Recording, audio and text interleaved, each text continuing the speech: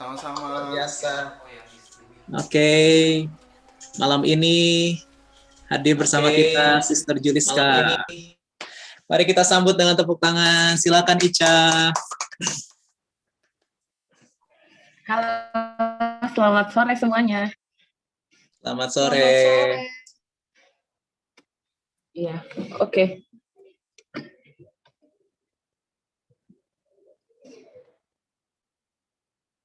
Ya, mengucap syukur untuk kebersamaan kita pada malam hari ini ya. Ya, terlepas dari segala keterbatasan dan keadaan, Tuhan tetap baik dan kita masih bisa di sini bernyanyi puji-pujian yang indah banget tadi, terus bisa saling melihat satu sama lain. It's only by His grace. So, ya. Sebelum kita mulai, mungkin aku akan berdoa dulu. Bukan mungkin sih, maksudnya aku mau berdoa dulu. Mari kita bersatu dalam doa. Halo Bapa, kami mengucap syukur untuk kebaikan-Mu dan kasih setia-Mu. Kami boleh ada di tempat ini Tuhan, tempat kami masing-masing, tapi kami bersama-sama di hadirat-Mu. Berkatilah Tuhan pertemuan kami ini, agar pertemuan kami ini boleh berkenan di hati-Mu. Dan saat ini hamba-Mu mau sampaikan firman-Mu, biar hanya Allah sendiri yang berbicara kepada setiap hati yang ada di Zoom meeting ini Tuhan. Layakan dan kuduskan hamba-Mu, agar apapun yang hamba-Mu sampaikan ini boleh benar-benar dari hati-Mu dan seturut dengan kehendak-Mu ya Tuhan. Hanya di dalam nama Tuhan Yesus Kristus kami berdoa dan mengucap syukur. Haleluya. Amin.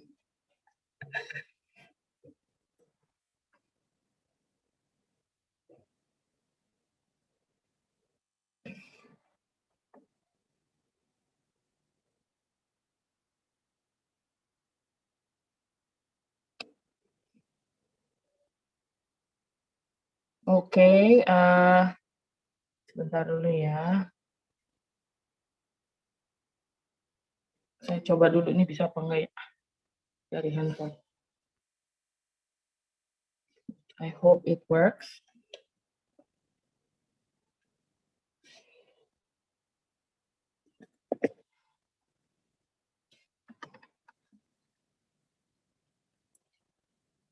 Kecil nggak sih jadinya, Vin? Enggak, normal. Bisa. Normal kan? Alright. Oke. Jadi judulnya hari ini adalah The Grace Behind the Iceberg. Kalau ada di situ lihat gambarnya, itu adalah bongkahan es yang mana atasnya kuncup kecil gitu kelihatan, tapi di bawahnya menyimpan bongkahan es yang jauh lebih tebal dan jauh lebih banyak di dalamnya gitu. Nah, the grace behind the iceberg. Hari ini kita akan membahas dari kitab Roma 7 ayat 21 sampai 25. Kevin, can you please read ayat 21 sampai 23? Terus Ivana, please read 24 sampai 25 ya. Roma 7 ayat 21 sampai 25. Demikianlah aku dapati hukum ini, jika aku menghendaki berbuat apa yang baik, yang jahat itu ada padaku. Sebab di dalam batinku aku suka akan hukum Allah, tetapi di dalam anggota-anggota tubuhku aku melihat hukum lain yang berjuang, melawan hukum akal budiku, dan membuat aku menjadi tawanan hukum dosa yang ada di dalam anggota-anggota tubuhku. Ayat 24, aku manusia celaka. Siapa yang akan melepaskan aku dari tubuh maut ini?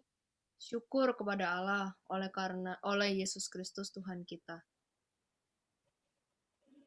Jadi dengan akal budiku aku melayani hukum Allah, tetapi dengan tubuh insaniku aku melayani hukum dosa. Iya, oke, amin. Jadi dari Roma 7 ayat 21 sampai 25. Ini ayat luar biasa sekali, menyempurnakan apa yang aku sangat bingungkan hari ini. Jadi lumayan agak apa ya? Jadi tuh sebenarnya ceritanya adalah aku menyiapkan 2 jenis sharing yang mau aku bawa hari ini.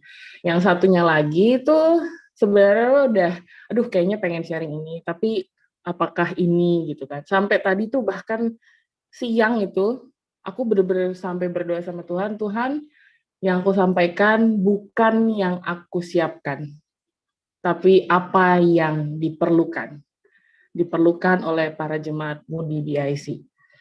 Nah, udah nih, akhirnya aku lepaskan persiapan yang satu lagi, baru udah selesai, masuklah persiapan yang ini, tapi terus masih merasa kurang sreg, karena ternyata aku merasa bahwa belum ada konfirmasi dari Bible verse-nya. Jadi, benar-benar aku minta Tuhan, konfirmasikan dengan firman-Mu. Itu aja, jadi selama dibuat, itu tuh kayak, no, bukan ini. Jadi terus berdoa, sambil terus mempersiapkan. Jadi bisa dibilang, ayat ini adalah slide terakhir yang aku tulis. Karena aku udah pikir, kalau sampai nggak ada Bible verse-nya, I don't want to share. Maksudnya ada Bible verse yang lain di slide ini, cuman kayaknya belum menjadi fondasi yang kuat gitu. Nah, akhirnya benar-benar sampai last minute, itu aku udah siap gitu bahwa kalau memang nggak ada ya udah berarti nggak akan membahas ini.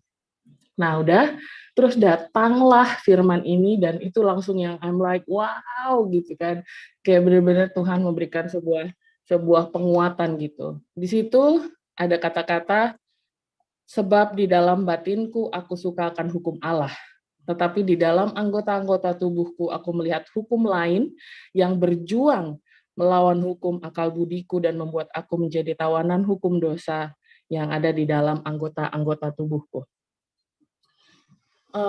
Sekitar beberapa waktu yang lalu, kayaknya udah ada beritanya sekitar 3 atau 4 bulan yang lalu ya. Mungkin Ko Dedi dengar juga, ada seorang hamba Tuhan yang cukup terkenal, meninggal mungkin 4 atau 5 bulan yang lalu. Lumayan menjadi duka bagi banyak orang karena hamba Tuhan ini benar-benar luar biasa dipakai Tuhan, luar biasa memberkati banyak orang gitu ya. Nah, tapi tiba-tiba tidak lama setelah kematiannya, ada berita bahwa ada beberapa wanita yang menuntut si hamba Tuhan ini yang sudah meninggal karena mereka pernah menjadi korban pelecehan seksual. Saat berita itu pertama kali kita dengar gitu, kita tuh yang ya ampun, orang udah meninggal aja masih diisengin ya gitu kan. Apa sih gunanya gitu kan. Nah, udah terus nggak berapa lama kemudian akhirnya 2 atau 3 minggu yang lalu hasil investigasinya keluar dan hasilnya adalah membenarkan bahwa ada ratusan wanita yang menjadi korban pelecehan seksualnya. Dan kita semua yang dengar tuh benar-benar so heartbroken. Dia seorang hamba Tuhan yang sangat-sangat memberkati banyak orang dengan pelayanannya, dengan khotbahnya. Tahun lalu beliau juga datang ke Korea dan disambut sangat-sangat baik di sana. Nah, lalu setelah kematiannya, kita baru tahu bahwa selama bertahun-tahun dia melakukan pelecehan kepada banyak sekali wanita. Pada apa sih? Di tempat pijat gitulah ya. I won't go more detail dan I don't have intention untuk ngejudge dia, sama sekali enggak. Memang kita saat itu di grup itu kita kayak kecewa, ya ampun sayang banget ya, padahal hidupnya tuh benar-benar memberkati banget selama ini. Tapi ya after all, he is still a human. Mau sebesar apapun dia ya, sebagai hamba Tuhan. He is still human, tapi yang yang kemudian aku refleksikan hari ini adalah bahwa memang tidak ada satupun manusia di dunia ini yang bisa kebal dengan dosa. Godaan, pencobaan, itu datang kepada siapa aja, kapan aja, dan di mana aja. Bayangin ya, di tempat yang rasanya tuh kayaknya nggak mungkin banget gitu, di tempat pijit gitu kan, ya, tapi kok, ya ampun kok bisa gitu. Jadi, wah beneran memang nggak ada satupun dari kita yang bisa lepas dari jeratan ini kalau kita tidak berjaga-jaga. Jadi sedalam apapun pengetahuan kita tentang benar atau salah, ternyata tidak langsung semata-mata menjadikan kita handal dalam menangkis dosa. That's really sad, but that's the facts. Mungkin kita juga dalam kehidupan kita sehari-hari menemui banyak konflik dalam batin, di mana kadang kita tahu mana yang benar, mana yang salah. Kita tahu banget gitu. Tapi ya gagal juga kita lakuin gitu. Seolah-olah memang kita ini tidak berdaya. Ya kan? Kayak, aduh gue ngerti kok, gue nggak harus gini, gue ngerti kok gue nggak usah nyontek, aduh gue ngerti kok gue nggak usah, misalnya kayak gue tahu gue nggak usah ngerokok, tapi gimana dong, gue nggak berdaya, gue kan harusnya gini gitu. Jadi seolah-olah memang kita itu sangat tidak berdaya gitu loh, dengan fakta bahwa kita adalah makhluk yang sangat rentan dengan dosa. Kenapa ya bisa begitu gitu? Kayak banyak banget kita udah lihat juga gitu para hamba-hamba Tuhan yang luar biasa gitu. Ternyata mereka tuh punya urapan yang luar biasa pun, punya karir ministry yang bagus banget kayak apapun, tetap aja ya dosa gitu kan. Dan kita semua ngerti di sini jawabannya karena kita memang manusia yang lemah dan penuh dengan dosa. Dan untuk membahas hal ini, hari ini aku nyiapin sebuah pembahasan tentang apa sih yang melatar belakangi fenomena ini dari sisi psikologis. Memang ini agak-agak sedikit psikologi dan doaku bahwa Tuhan izinkan hamba-Mu untuk menyampaikan dengan yang sederhana, tidak membingungkan, tapi juga benar-benar seturut dengan kehendak Tuhan. Aku agak-agak takut gitu, ini jangan-jangan psikologi bertentangan dengan Alkitab atau gimana. Nah, jadi I'm being so careful, dan makanya tadi aku bersyukur banget Tuhan kasih itu Roma, itu kayak langsung wow, this is a true conviction gitu. Oke, jadi untuk membahas tentang keinginan daging itu mungkin kita lihatnya di Alkitab ya. Tapi sebenarnya itu adalah sebuah elemen penting yang memang diakui oleh berbagai research secara psikologis. Jadi manusia itu terbagi menjadi 3 elemen. Ini berdasarkan, yang aku sampaikan ini adalah teori dari Bapak Sigmund Freud. Nah ya, si Bapak Freud ini adalah, dia seorang psikologis terkenal banget. Dia bapaknya psikologis lah. Jadi zaman dulu banget dia yang menemukan teori psychoanalysis, yaitu tentang 3 elemen dalam human being. Nah, yang pertama, elemen pertama, ini kita semua, selama kita manusia, kita pasti punya 3 elemen ini. Pertama namanya id, itu ya, ide itu dibacanya id. Nah, id itu adalah kebutuhan dasar kita sebagai manusia. Jadi semua orang yang baru lahir itu langsung keluar dia bersama dengan si id ini. Jadi id ini adalah bawaan dari lahir.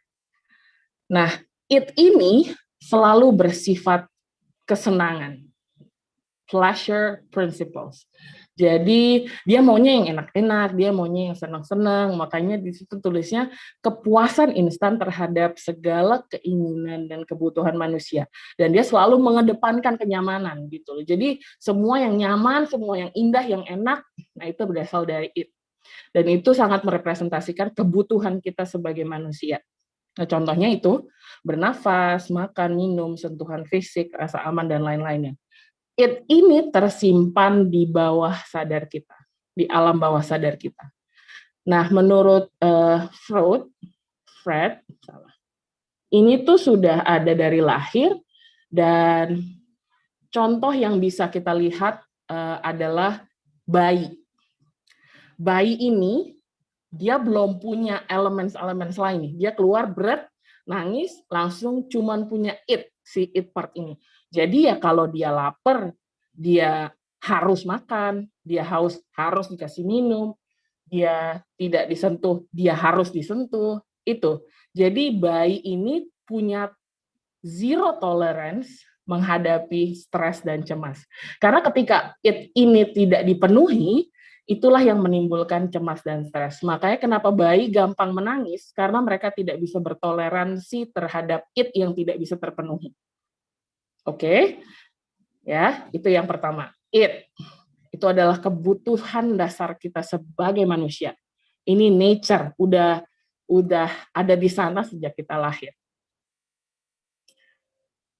Terus dia tuh nggak peduli dengan keadaan sekitar, dia tuh nggak peduli ada apa di luar sana. Yang jelas kalau gue mau ya gue harus bisa, gue harus dapetin gitu. Jadi dia bersifat insting, impuls, dan dorongan gitu loh. Jadi desire, needs, wants, nah ini semua kumpulnya di it, and ya dia tersimpan di alam bawah sadar kita.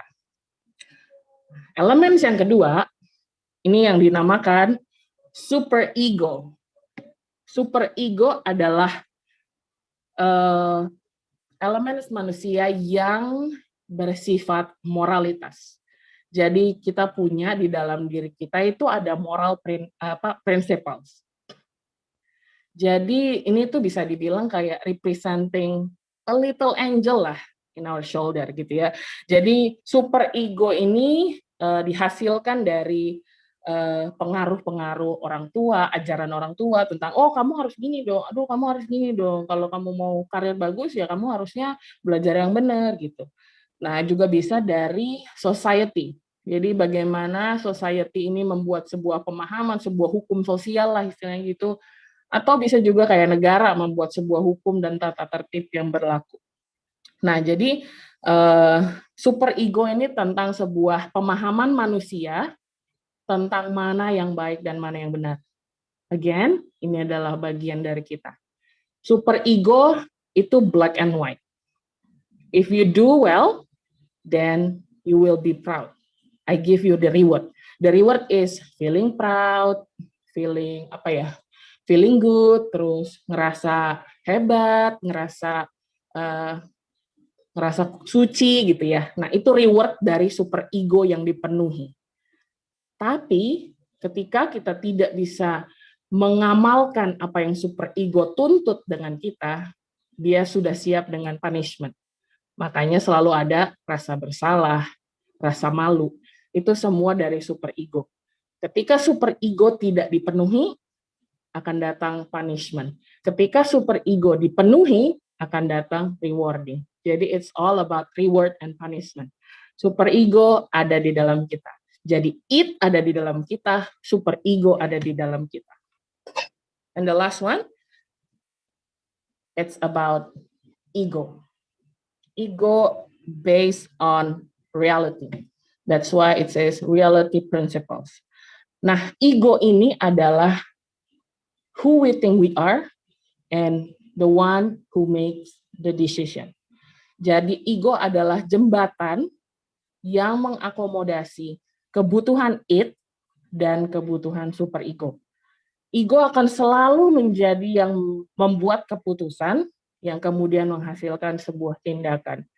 Ego ini ada di alam kesadaran kita. Jadi itu yang kelihatan sama orang, itu yang kita sadari. Karena ketika kita buat keputusan, pasti kan kita menimbang-nimbang mana ini. Oh, gue tuh pengen ini, tapi menurut moral gue nggak baik.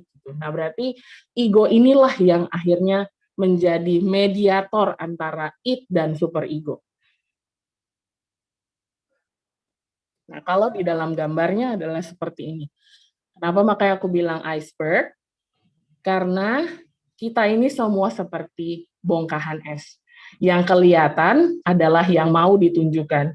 Tapi sebenarnya di dalamnya kita ada banyak sekali rahasia-rahasia ilahi yang bahkan mungkin kita aja nggak sadar. Yang seperti tadi aku bilang sebagai unconscious mind. Jadi itu semua kesimpan di situ. Di it itu ya.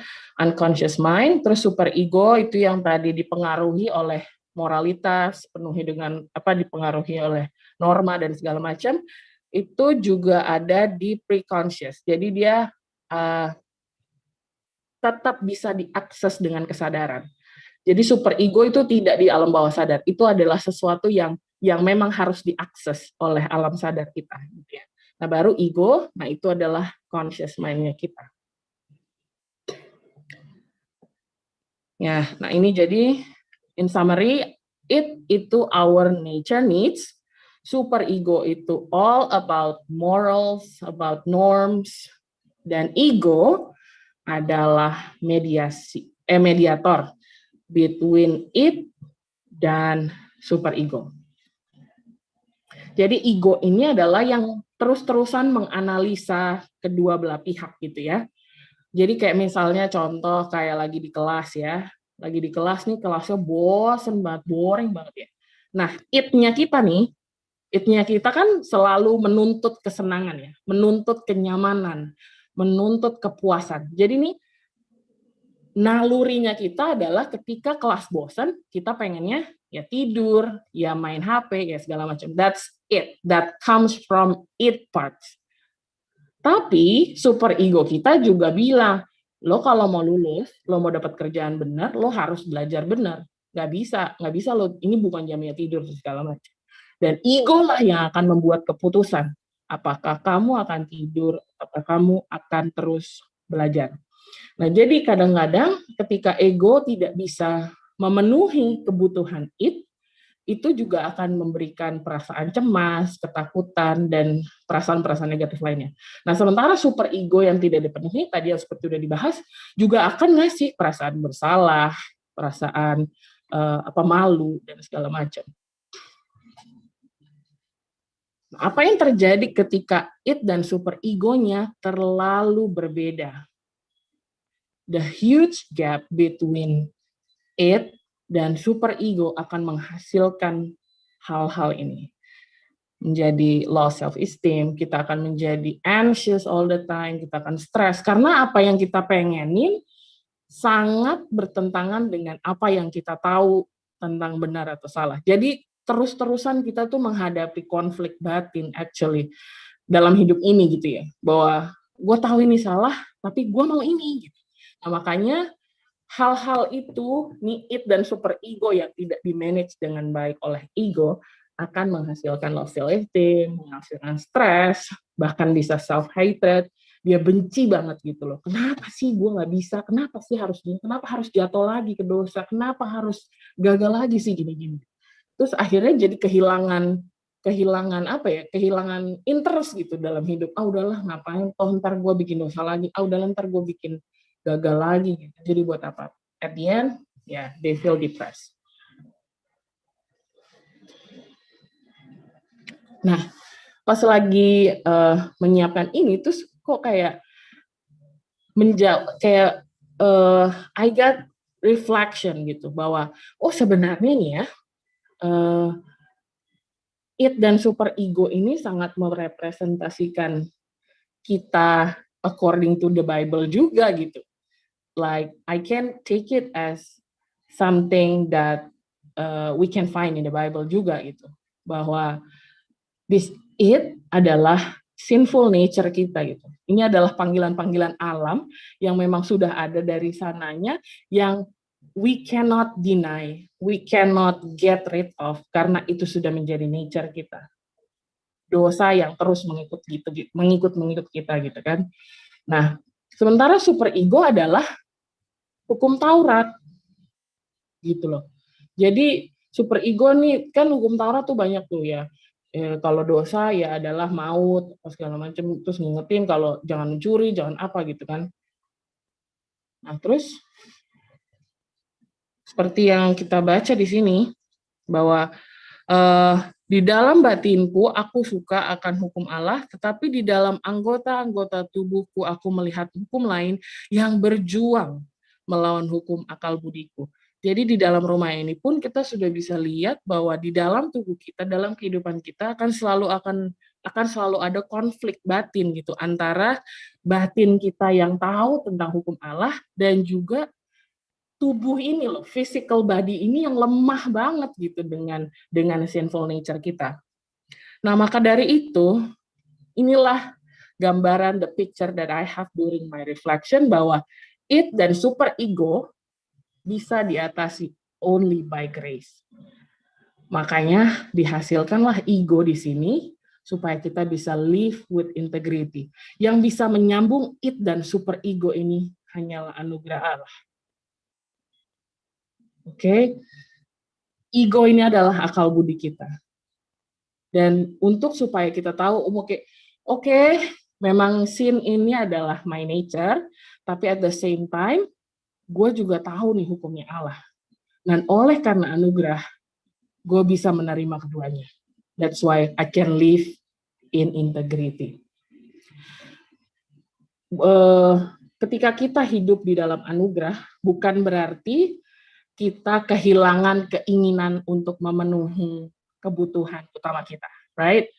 Our basic needs is always there. Untuk makan, minum, dikasihi, dicintai, itu akan selalu ada. Nah, tapi dengan super ego kita juga paham gitu bahwa menjadi Kristen kita tuh punya rules yang harus kita harus penuhi gitu loh. Bahwa harus Kristen kita harus hidup kudus, kalau nggak masuk neraka, kalau kita harus hidup kudus supaya Tuhan melayani kita dan segala macam. Again, super ego always about black and white, tentang reward and punishment. Tapi karena kita hidup dalam kasih Allah, kita mampu mengakomodasi kedua bagian kita ini. Yes, kita harus makan, tapi kita tidak mencuri. Kita tidak akan merebut makanan orang. And that is grace. Yes, kita tidur, kita butuh tidur, tapi enggak pas khotbah, enggak pas kelas. Nah, it-nya itu kan butuh tidur. Nah, super egonya adalah enggak boleh tidur. Nah, the grace of God, the ego, the akal budi, membuat kita mampu bahwa oke, tidurnya enggak sekarang. Oke, makannya harus masak dulu, apa segala macam. Itulah akal budi.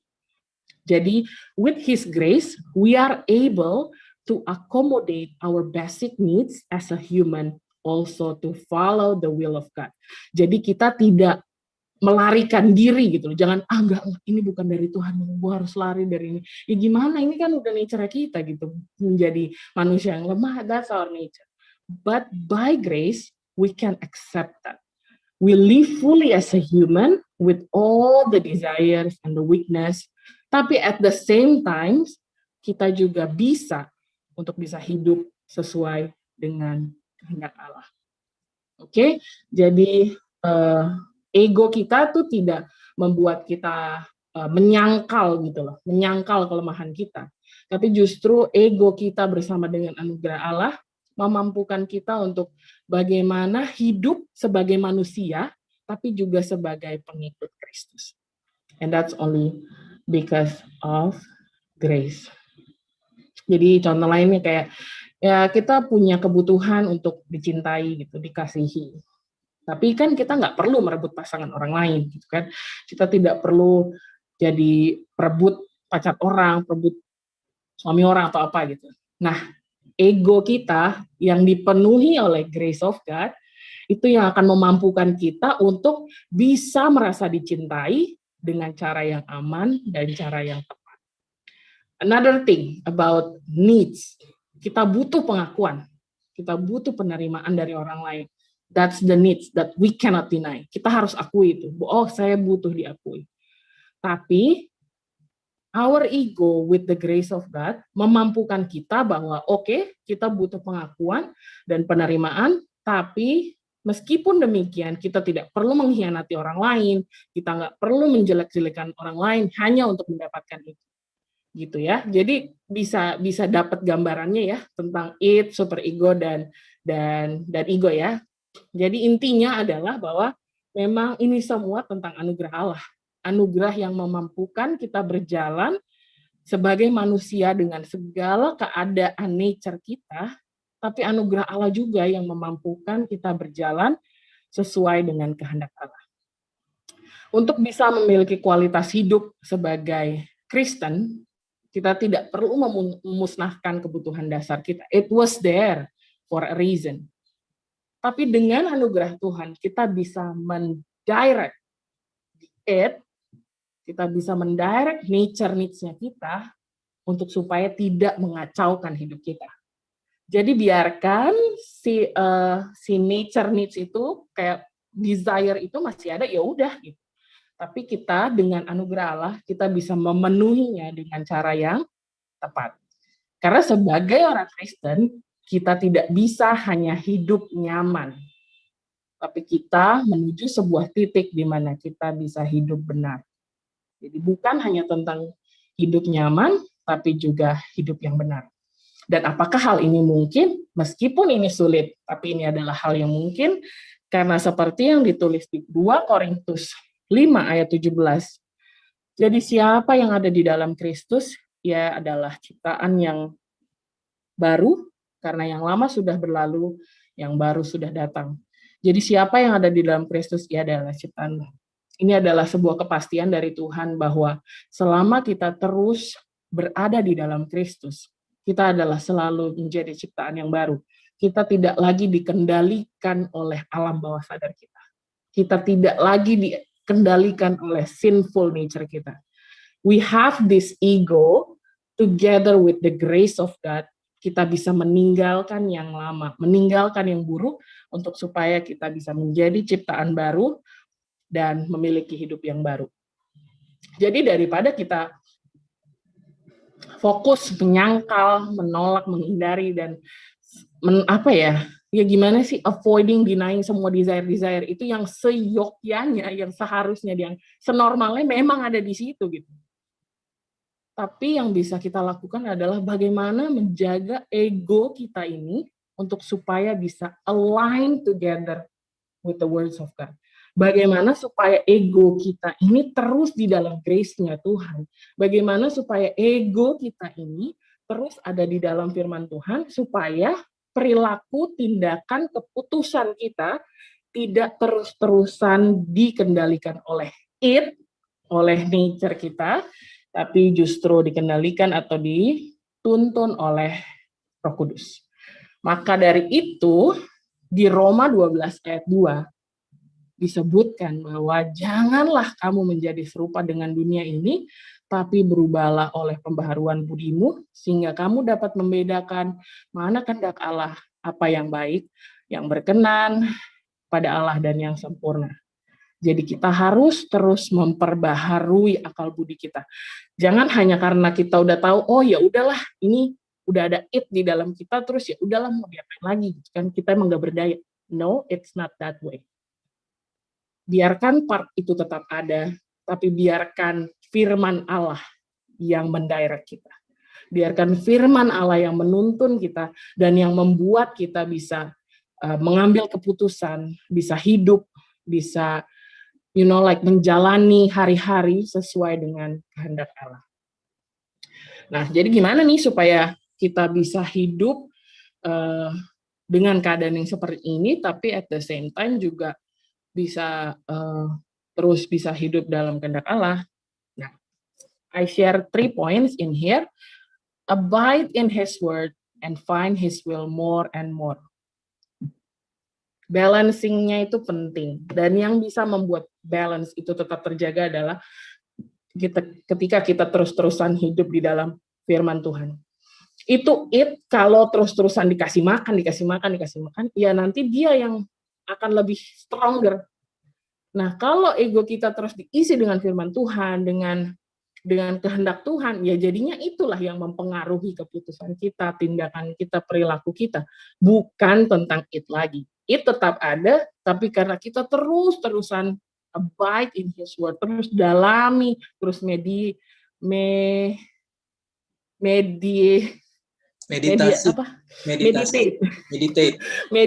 in His words, itu terus, sehingga apa yang kita masukkan ke dalam ke ego kita, itulah yang keluar. Jadi kalau kita masukin terus firman Tuhan, ya yang keluar nanti karakternya Tuhan, karakternya Allah. Nah, yang kedua, practice new habit. This is very important, karena untuk bisa bad habit pergi, itu bukan ditengking. Ya, misalnya keinginan untuk rokok lah istilahnya ya. Keinginan untuk merokok itu tidak bisa sekedar dengan di dalam nama Tuhan Yesus aku tidak mau merokok. Ya, that's true, bisa. Tapi yang namanya bad habit harus diganti dengan habit yang baru untuk supaya dia bisa pergi. Tidak ada yang namanya formulanya bad yang perilaku yang lama tiba-tiba hilang begitu saja. Harus digantikan. Jadi, you replace the bad habit with the new habit. Dan the new habit, meskipun kita from today, gue akan misalnya bangun pagi dan langsung baca firman Tuhan. That's a new habit, right? Tapi kalau new habit itu nggak dipraktis tiap hari, keinginan kita akan terus-terusan gangguin. Ya, ingat, karena itu akan terus ada di dalam kita. Jadi ini akan terus menjadi menang-menangan gitu loh, kompetisi gitu. Mana nih yang lebih menang, it-nya atau ego kita yang telah dipenuhi oleh anugerah Allah. Jadi that's why practice is very important. In order to replace the bad habit, you have to form and practice the new habit. Okay? And the last one, surround yourself with people who will help and support you to find your calling. Ya, semua yang kita sudah tahu bahwa pergaulan yang buruk akan mempengaruhi, ya kan? Nah, jadi ini sangat penting bahwa kita tuh membuat diri kita dikelilingi oleh orang-orang yang memang sudah jelas mau mensupport kita dan akan mau berjalan bersama-sama gitu, bahwa ini perjalanan iman kita nih berat nih, kita melawan nature nih, melawan diri kita sendiri nih sebenarnya. Ini perjalanan yang nggak akan mudah. Nah, tapi kalau kita mau berjalan bersama dengan orang-orang yang juga visinya sama, visi bahwa kita harus hidup seturut dengan kehendak Allah, itu pasti kita juga akan ke bawah. Kalau kita bergaulnya sama orang-orang yang udahlah, pasrah lah, udahlah, ayolah, emang kita udah bawaan dari lahir nih kita minum-minum gitu kan, ya nanti kita ikut juga minum-minum gitu kan. Tapi begitu kita berjalan bersama dengan orang-orang yang sama visinya, kita akan lebih dikuatkan untuk mencapai garis akhir. Oke.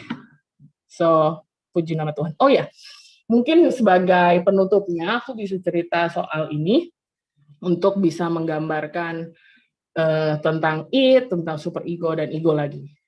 Nah, mudah-mudahan sih ini nyambung ya. Tapi jadi selama seminggu kemarin ini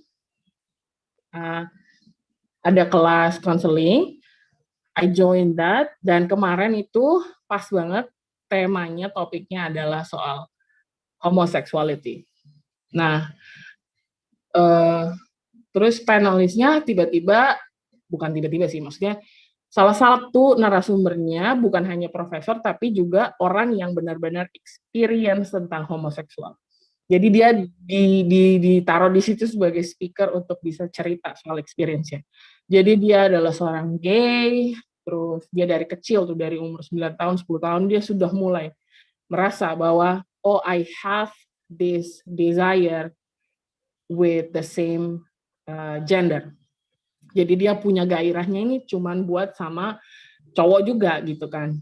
Nah, udah dia terus lalui itulah hidup yang keras itu, bahwa ya dia bertukar pasangan lah, dia kesini kesana gitu. Tapi dia bilang the emptiness is still there. Kekosongan itu tetap ada. Jadi caranya dia untuk memenuhi dirinya adalah yaitu ganti-ganti pasangan. Karena semakin dia dapat pasangan, berarti gue dibutuhkan nih, gue diakui nih. Itu sebenarnya yang dia mau penuhi gitu kan. Nah, akhirnya sampai di satu titik di mana yaitu konflik batin terus, karena dia dari keluarga Kristen kalau nggak salah. Jadi dia tahu dia melakukan hal yang salah. Tapi nature-nya dia manggilnya bahwa I like guy gitu kan. Gue suka men juga nih gitu. Jadi terus berkonflik, akhirnya sampai di satu titik dia benar-benar udah give up sama hidupnya, bahwa kayaknya nggak ada gunanya lagi gue trying more, harder than this, karena pada akhirnya gue akan kalah dengan desire ini, dengan gairah ini gitu kan. Akhirnya dia hampir menghabiskan nyawanya segala macam. Terus dia akhirnya ketemu sama Tuhan. Dia akhirnya di situ benar-benar encounter with God, and God heals him. Itu singkat ceritanya. Nah, tapi terus satu hal yang sangat-sangat menyentuh hati aku adalah saat dia bilang, kan ditanya nih, ada question and answer. Dia nanya, jadi lo sudah sembuh ya? Terus gimana kalau misalkan apa tiba-tiba nanti ada lagi nih keinginan untuk berhubungan dengan laki-laki? Dia bilang, jangankan nanti, sampai hari ini gue masih pengen sama laki-laki. Dia bilang gitu. Kesembuhan bukan berarti gue menghilangkan these needs. Ini sinful nature ini masih ada. Gue masih craving for a guy, gue masih pengen berhubungan dengan laki-laki. Tapi anugerah Allah, kasih Allah, kesembuhan yang Tuhan kasih sama gue, memampukan gue bahwa, oh, let it just stay in my mind, but not in my action. Jadi dia bilang, biarlah itu menjadi pikiran gue. Ya kalau memang itu keinginan gue untuk bisa sama laki-laki, ya udah. But let it just be the desire, but not my action.